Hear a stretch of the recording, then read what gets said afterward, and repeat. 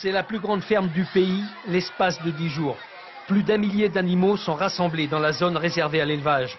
Une observation minutieuse permet à la vétérinaire de déceler les signes de la mauvaise santé d'un pensionnaire. Une visite plus poussée est effectuée avant le rassemblement pour répondre aux critères sanitaires.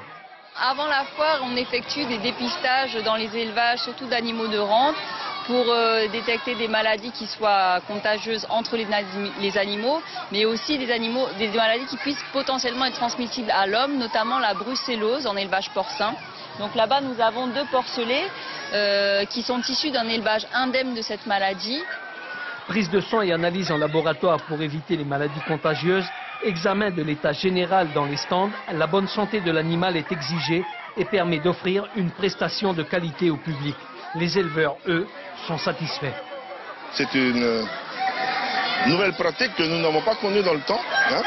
C'est pas qu'il n'y avait pas de vétérinaire, si, mais là, on devient plus pointu sur l'affaire de l'exposition des animaux. C'est un peu normal, hein, parce qu'on est en train de vendre des animaux et s'ils sont malades, c'est peut-être pas très correct par rapport aux acheteurs. Hein.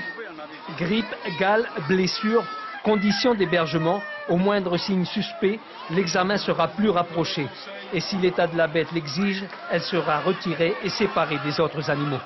Avec les vétérinaires qui viennent tous les jours nous voir, ça nous apprend aussi à maintenir propre notre endroit. Victimes de leur succès, les animaux sont aussi sensibles au stress lié au bruit de leurs très nombreux visiteurs, sauf certains qui semblent bien s'accommoder de cette notoriété.